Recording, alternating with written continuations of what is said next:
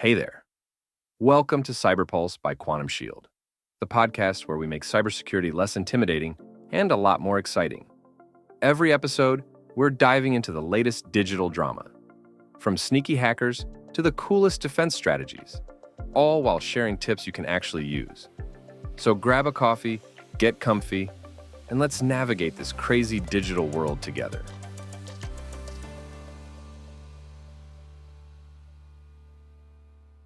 Ever spend like an hour scrolling through Yelp, agonizing over where to eat, trying to find the perfect spot, Oh, tell me about it. and then you end up just ordering pizza again because you're too afraid to make the wrong choice? It's the fear. The fear of the unknown. Right. The risk. But what if we could take that fear of risk, and turn it into like a superpower? Okay, I like where you're going with this. That's exactly what we're diving into today, folks. Risk assessment. But not the boring kind. Not the kind that makes you want to fall asleep. We're talking practical, relatable, use it in your everyday life kind of risk assessment. The kind you can use to choose a restaurant.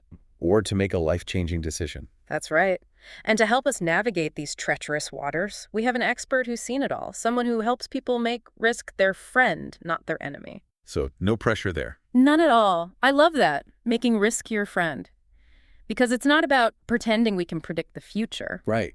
That's crystal ball territory, not risk assessment. Definitely not what we're doing here. It's about understanding the playing field so well, you can make the smartest play, whatever comes your way. I love that. I love the sports analogy. So how do we get started?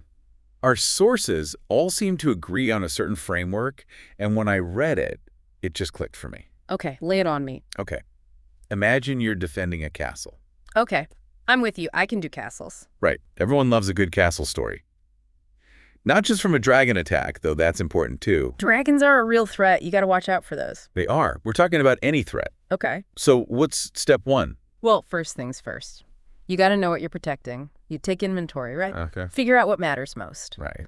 The crown jewels, obviously. Of course. Can't forget those. Maybe a secret escape tunnel in case things go really south. Smart. The recipe for your famous mead. Oh, that's essential. You can't let that get out. That's asset identification in risk assessment lingo. Yeah. What are you protecting and what's really irreplaceable? What really matters? Okay, I'm with you. So Yeah. in our castle scenario, we've got our layout, valuables are marked, crown jewels are under lock and key. Yeah. Next, we're sizing up the enemies. Yeah. So who are we dealing with here? In risk assessment terms, that would be. Threat analysis, my friend. Right. Who or what is coming at you? Yeah, who are we up against? Could be literal enemies. Right. A rival kingdom, jealous of your mead recipe. But it could also be economic downturns, supply chain issues, Oh, right. Those pesky supply chains. even that disgruntled chef who might poison the meat if you don't give him a raise. You have to think broadly. Okay, I see what you mean. It's not just about the obvious threats. Exactly. This is where I always mess up. I get so caught up on the big, scary threats that I completely forget about the smaller, sneakier ones. Like, yeah, a dragon is bad, obviously. Bad for business. But what about termites eating away at my castle walls? And that, my friend, is why the next step is so crucial. Vulnerability assessment. Okay, tell me more. You're checking your defenses, not just assuming they're strong. Right. Don't get complacent. Exactly. Are your archers trained for a dragon?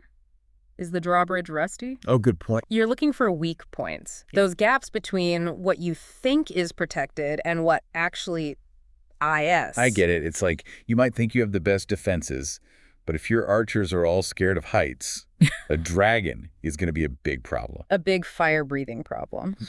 So Yeah. far, so good. We've got our assets, our threats, our vulnerabilities. I feel like we're really building something here, We're getting there. but it feels like a lot. It can be a lot, but that's why we break it down step by step. That makes sense. Yeah. So what's next? What do we do with all this information? Now we get to the good stuff. Now we figure out what happens if the worst actually happens. Okay.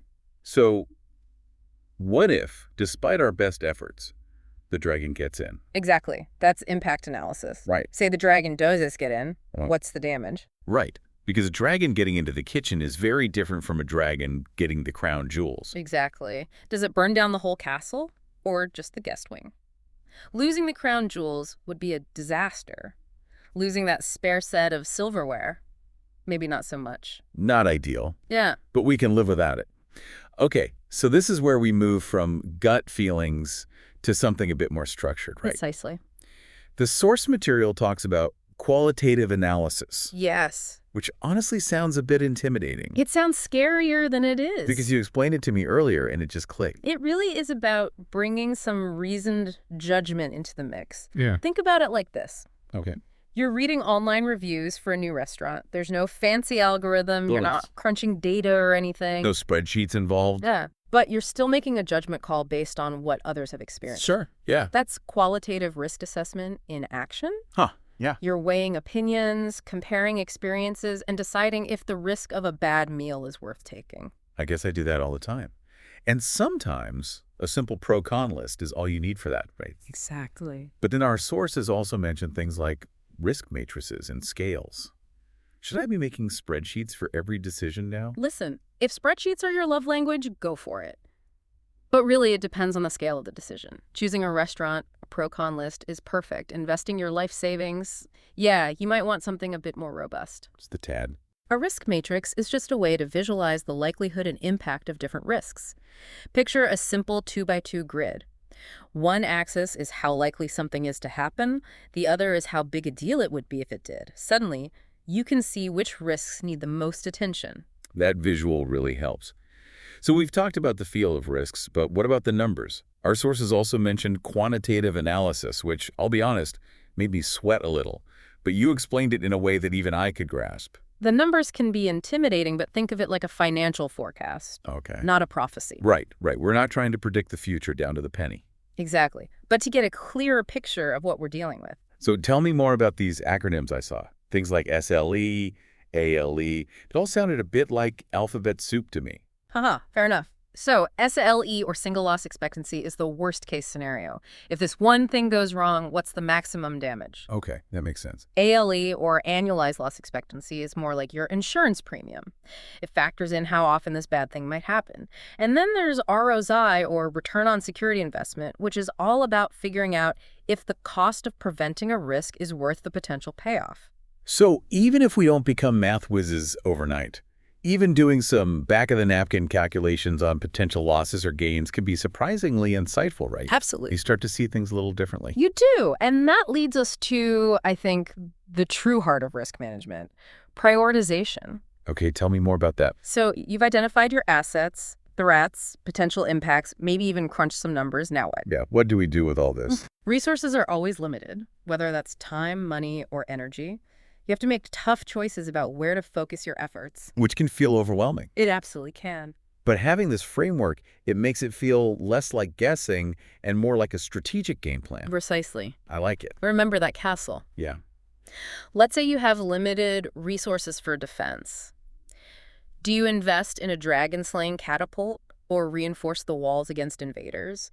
The framework helps you make those tough calls. It's like that feeling when you finally organize your closet. Sure, you might have to get rid of some things you like, It's true. but ultimately, it's so freeing. The best feeling. And I guess that's the real takeaway here. Yeah. Risk assessment isn't about eliminating risk altogether. That's impossible. It's about making those tough choices with a clear head. I love that analogy. It's about stepping back, seeing the big picture, and making choices that align with your goals and values. So as we wrap up our deep dive into risk assessment, here's something to chew on. What's one area in your life right now where applying even a simple risk assessment framework could make a difference? It could be a work project, a financial decision, even a personal goal. Right. How can you bring a more risk-aware lens to it? Oh, I like that. What are the potential pitfalls, the hidden opportunities? Love that. And hey, we'd love to hear your answers. Hit us up on social media. Keep the conversation going. Let's make risk our friend, everyone. Yes. Because in a world obsessed with eliminating risk, sometimes the smartest move is making friends with it. Thanks for hanging out with us on CyberPulse. Remember, cybersecurity doesn't have to be scary. It's all about staying sharp and a little bit savvy. Keep learning, stay curious, and don't let those cyber gremlins get you down. Catch you next time, and until then, stay safe, stay smart, and keep crushing it online.